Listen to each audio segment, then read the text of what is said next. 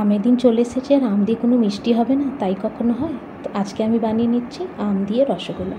তো আমি এই আম রসগোল্লার জন্য এই গোলাপ খাস আম নিয়েছি। এর ফ্লেভারটা খুবই ভালো হয়। আপনারা যখন বানাবেন এই গোলাপ খাস আম দিয়ে বানাবেন। এবার 1.5 লিটারের মতন দুধটাকে ফুটিয়ে নিলাম। ছানা পাউডার দিয়ে দুধটাকে বেশ ভালোভাবে কেটে নেব। এবার ছানা আর জল আলাদা আলাদা হয়ে গেছে।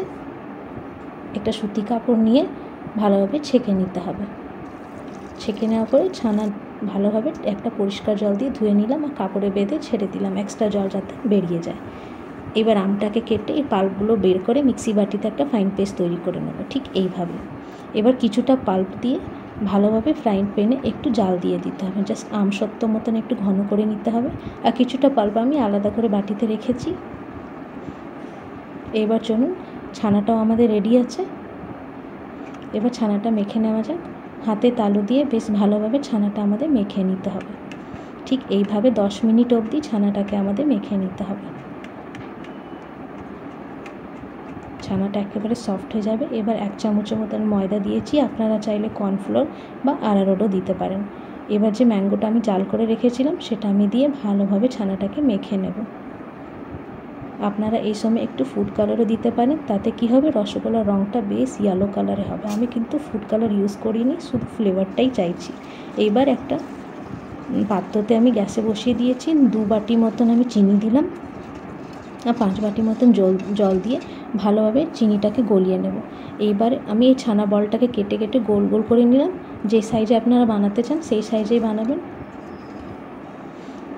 এইবার এই চিনি যখন ফুটে যাবে তখন এই ম্যাঙ্গো পাল্পটা আমি দিয়ে দিলাম, যেটা একটু আলাদা করে রেখেছিলাম।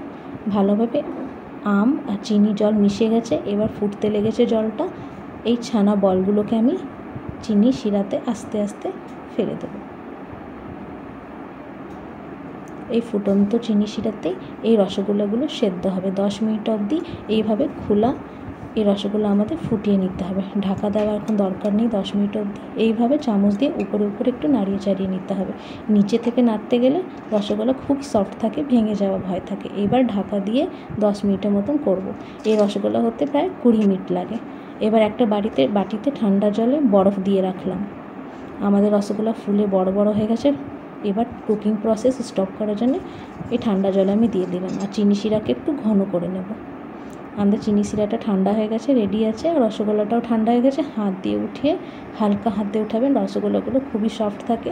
এইভাবে চিপে চিপে রসগোল্লাটা আমি রসে ডুবিয়ে দিলাম।